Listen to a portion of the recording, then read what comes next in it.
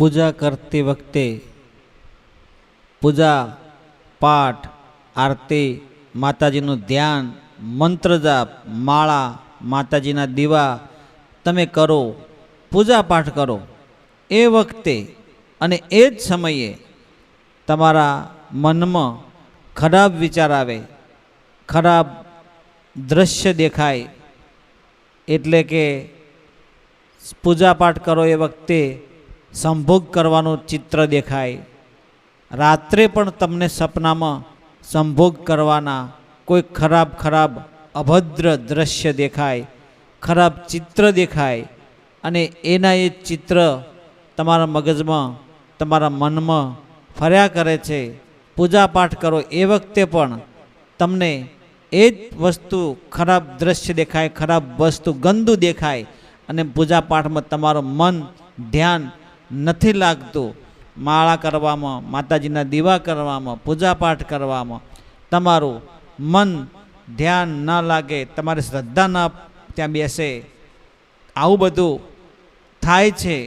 ઘણા લોકોનો પ્રશ્ન છે કે આવું બધું કેમ થાય છે અને આવું બધું ક્યારે થાય છે અને કેમ થાય છે. તો આ વિડીયો તમે છેલ્લે સુધી જોજો, સાંભળજો અને તમારા મનને કઈ રીતે કંટ્રોલ કરવું, શાંત રાખવું, એના માટે વિશેષ ઉપાય જણાવ્યો છે. તો મિત્રો, સ્વાગત છે તમારું મા વંદના યુટ્યુબ ચેનલમાં. તમે બધા મિત્રો હેમખેમ સર્વ કુશળ મંગળ હશો એવી ગુરુદેવ માતાજીને હું પ્રાર્થના કરું છું. મિત્રો, ઘણી વખત તમારા શરીર ઉપર વજન પડે છે. રાત્રે તમે સૂતા હોય એ વખતે તમારા શરીર પર વજન પડે, તમારા શરીરમાં દુખાવો થાય, સવારે વહેલા ઊભા થાવ એટલે દુખાવો થાય, શરીર અકળાઈ જાય અને કોઈએ તમને માર માર્યો હોય, કોઈ તમારા શરીર પર વજન ફેંક્યું હોય, બહુ કળતરા દુખાવો થતો હોય, આવું સવારમાં ઉઠતાની સાથે થાય. રાત્રે તમે ઊંઘ્યા હોય અને ખરાબ દ્રશ્યો દેખાય, ખરાબ સંભોગ કરવાના ચલચિત્રો દેખાય, તો સમજવાનું કે તમારા શરીર ઉપર કોઈ ગંદી શક્તિ, કોઈ મલિન શક્તિએ કબજો કર્યો છે અને એ શક્તિ દ્વારા તમારા જે નેગેટિવ વિચારો છે એમાં એ આકર્ષિત કરે છે. તમને સકારાત્મકમાં પૂજાપાઠમાં લઈ જવા દેતી નથી, સારું કાર્ય કરવા દેતી નથી. કોઈ ગંદી વસ્તુ છે જે તમને નકારાત્મકમાં શક્તિમાં તમને ખેંચી જાય છે, તમને ખરાબ કરવામાં, કોઈ સારું કાર્ય ન કરવા દે એવી શક્તિએ તમારા ઉપર કબજો કરી દીધો છે. એટલે તમે ગમે તેટલું ધારો કે કોઈ પણ સારું કાર્ય કરવા જાઓ તો પણ એ થાય નહીં. જ્યારે તમે રાત્રે સૂતા હોય તો સપનામાં પણ તમને ગંદુ જ દેખાય, ખરાબ જ દેખાય.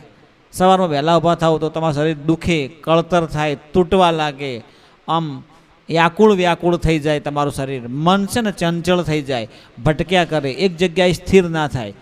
ધારવું છે, સારું કરવું છે, છતાં પણ તે થવા દેતું નથી.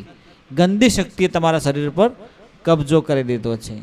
અને આ શરીર 5 તત્વોથી મળેલું છે, એટલે કે 5 તત્વોથી આ શરીર બનેલું છે.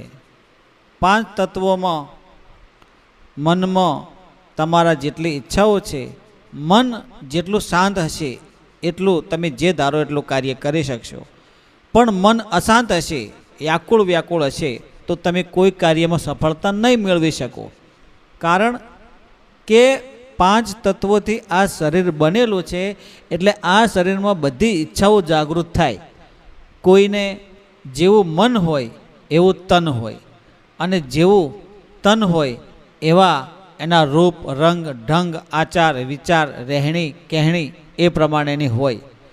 પણ જેની સંગત, જેની સોબત સારા માણસોની હશે એના વિચારો ઉચ્ચ કોટીના હશે અને જેની સોબત સંગ ખરાબ માણસો સાથે હશે, કોઈ નેગેટિવિટીવાળા માણસો જોડે હશે તો એ પ્રકારનો થશે. કોઈ પણ વ્યક્તિ હોય, એમાં પુરુષ મહિલાઓ બધા આવી ગયા. એટલે કે કહેવાનો મતલબ એ છે કે તમે ઘણી વખત સાંભળ્યું હશે કે આ શરીર છે પંચ તત્વોનું, એ નાશ થાય જ્યારે એની ઈચ્છાઓ અધૂરી રહી જાય છે. કોઈ પણ શરીર એવું હોય છે કે જ્યારે અકાળે મૃત્યુ પામે અને એની ઈચ્છાઓ અધૂરી રહી જાય, કોઈ પણ પ્રકારની હોય, અને શરીર તો નાશ થઈ જાય પણ આત્મા નથી મરતી, પણ એ આત્મામાં એની ઈચ્છાઓ અધૂરી રહી જાય, એટલે કોઈ પ્રભાવશાળી હોય, કોઈ વ્યક્તિ એને એ આત્મા તરફ ખેંચી જાય, નકારાત્મક તરફ, અને એ ઈચ્છા પૂરી કરવા માટે શરીરને ધારણ કરે છે. ત્યારબાદ એ શરીરની તે બધી ઈચ્છાઓ પૂરી કરે છે. તો મિત્રો, આવું તમે ઘણી વખત સાંભળ્યું હશે, ઘણા ચલચિત્રોમાં તમે જોયું હશે, પણ આ બધું ક્યારે અશક્ય છે કે કોઈ અઘટિત ઘટના ઘટે ત્યારે. પણ આપણે વાત એ કરવાની છે કે પૂજાપાઠ કરો, માતાજીના દીવા ધૂપ અગરબત્તી કરો, ભગવાનના માતાજીના ગમે તેના તમે ધ્યાન ધરો, મંત્ર જાપ કરો, પણ તમારું મન ન લાગે અને ખરાબ ચિત્રો દેખાય, તો એના માટે આપણે આ એક ખાસ ઉપાય કરવાનો છે.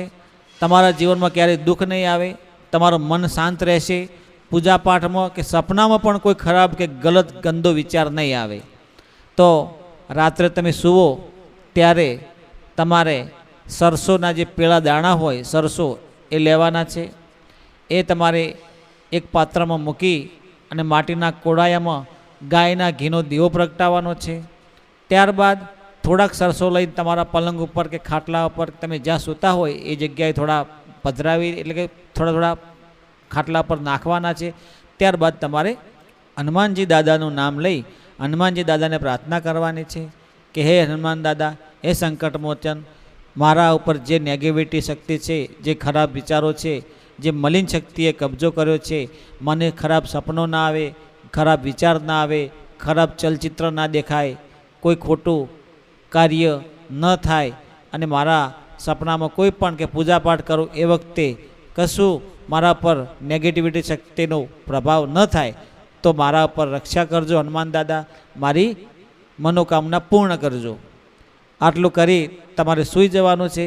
સવારે વહેલા ઊભા થાવ, તમે જે જગ્યાએ ખાટલામાં કે પલંગમાં જે જગ્યાએ સૂતેલા હોય એ સરસોના દાણા લઈ અને એકત્ર એટલે ભેળા કરી અને તમારા ઉપર 7 વખત ફેરવીને, કોઈ ગટર હોય કે કોઈ ગંદી જગ્યા હોય અથવા કોઈ શૌચાલય હોય ત્યાં એને ફેંકી દેવાના છે.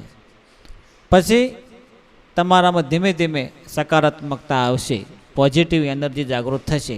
પણ આ કાર્ય એક વખત કરવાથી નહીં, વારંવાર દરરોજ કરવાથી તમને ધીમે ધીમે સફળતા મળશે. હવે મિત્રો, બીજું એવું છે કે જે લોકો મા કાલીની ઉપાસના કરે છે, તો મહાકાળીને કપૂરના 3 પાંદડા લઈ અને કપૂરની 3 ગોટી એક એક પાંદડામાં મૂકી અને મહાકાળી માને આનો ભોગ ચડાવવાનો છે. જ્યારે તમે તમારા નિત્યક્રમ પૂજાપાઠ કરો એ પહેલાં મહાકાલીને તમારે કપૂરની 3 ગોટી કપૂરના 3 પાંદડામાં મહાકાળીને પ્રગટાવીને જણાવવાનું છે. આ જ ભાવ, આ જ શ્રદ્ધાથી, સાચા ભાવ, તન મનથી મહાકાલીને કહો કે હે મહાકાલી, મારા મનમાં જે ગંદી શક્તિએ કબજો કર્યો છે, જે મલિન શક્તિએ કબજો કર્યો છે, એને તું નાશ કર. એના માટે હું તમને આ ભોગ પ્રસાદ ચડાવું છું. મારી દરેક ભૂલોને માફ કરજે. મારા કુળદેવી, મારા માતા પિતા, મારા પૂર્વજો, હું જે કંઈ દેવી શક્તિને માનું છું એમને મારા પર પ્રસન્ન કર અને મારા ઉપર અને મારા પરિવાર ઉપર હેમખેમ નજર રાખે એવી કૃપા કરજે. મારા કુળદેવી મારા ઉપર જાગૃત થાય, પ્રસન્ન થાય અને એમની રહેમ નજર, એમની અસીમ કૃપા મને પ્રાપ્ત થાય એવા મને આશીર્વાદ આપજે. આટલી પ્રાર્થના કરવાની છે. જો મિત્રો, કોઈ પણ કાર્ય એક વખત કરવાથી સફળતા ના મળે, જેમ જેમ તમે તમારા મનમાં સાચો ભાવ, પવિત્ર ભાવ રાખી અને જે પૂજાપાઠ કરશો એ પ્રમાણે તમને ફળ મળશે.